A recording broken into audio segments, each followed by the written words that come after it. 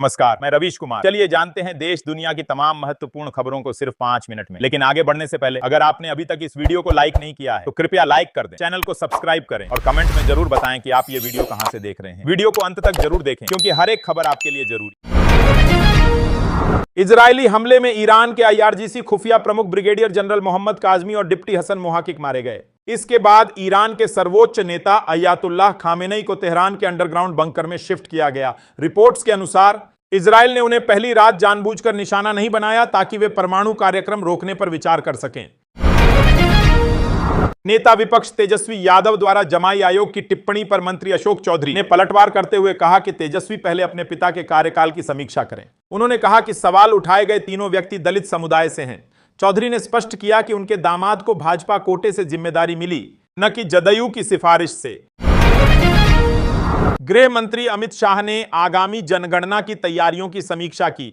यह 16वीं और स्वतंत्र भारत की 8वीं जनगणना होगी, जिसकी अधिसूचना 16 जून 2025 को जारी होगी। 2 चरणों में होने वाली इस प्रक्रिया में लगभग 34 लाख प्रगणक और 1300 अधिकारी तैनात होंगे।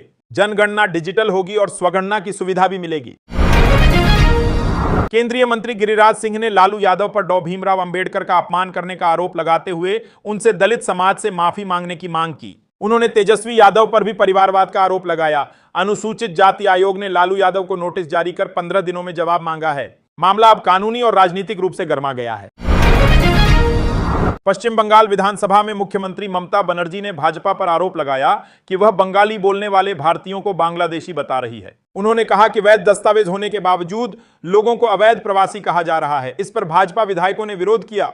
ममता ने भाषा के आधार पर भेदभाव को शर्मनाक बताया।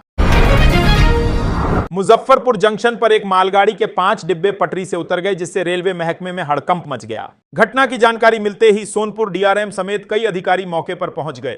इस दुर्घटना ने एक बार फिर रेलवे सुरक्षा व्यवस्था पर सवाल खड़े कर दिए हैं। जांच और बहाली का कार्य तेजी से जारी है।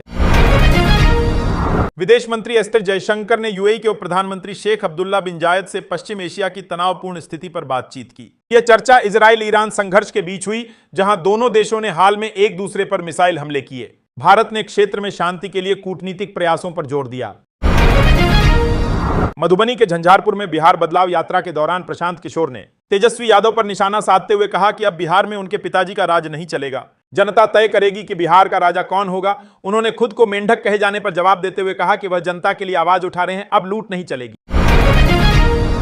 वर्ष 2027 में हिमाचल विधानसभा का प्रारूप बदल सकता है। नई जनगणना से जातीय आंकड़े सामने आएंगे और महिलाओं को 33% आरक्षण मिल सकता है। जनसंख्या के अनुसार सीटों का पुनः सीमांकन होगा, जिसका निर्णय परिसीमन आयोग करेगा। इससे महिलाओं की भागीदारी बढ़ेगी और विधानसभा में सामाजिक प्रतिनिधित्व अधिक संतुलित हो सकेगा।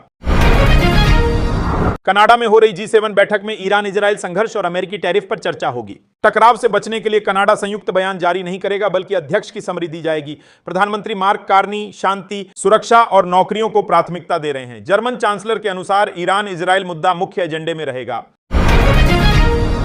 ICC ने भारत श्रीलंका में होने वाले महिला वनडे विश्व कप का शेड्यूल जारी कर दिया है। टूर्नामेंट 30 सितंबर से 2 नवंबर तक चलेगा। भारत पाकिस्तान का मैच 5 अक्टूबर को कोलंबो में होगा। भारत का शुरुआती मुकाबला 30 सितंबर को बेंगलुरु में श्रीलंका के खिलाफ होगा। फाइनल मैच 2 नवंबर को बेंगलुरु या कोलंबो में खेला जाएगा। डोनाल्ड ट्रंप की ट्रैवल बैन नीति फिर चर्चा में है। रिपोर्ट्स के मुताबिक प्रशासन 36 नए देशों पर अमेरिका प्रवेश पर प्रतिबंध लगाने पर विचार कर रहा है। राष्ट्रीय सुरक्षा को खतरे और पहचान दस्तावेजों की कमजोरियों को कारण बताया गया है। प्रभावित देश अगर 60 दिनों में सुधार नहीं करते तो बैन लागू हो सकता है। ईरान के एक वरिष्ठ सैन्य अधिकारी ने चेतावनी दी कि यदि इजराइल ईरान पर परमाणु हमला करता है तो पाकिस्तान इजराइल को परमाणु हथियारों से निशाना बनाएगा। इस बीच इजराइल ने ईरान के 100 से अधिक ड्रोन हमले को विफल किया। ईरान के सर्वोच्च नेता खामेनेई को सुरक्षित स्थान पर ले जाया गया। दोनों देशों के बीच तनाव चरम पर है।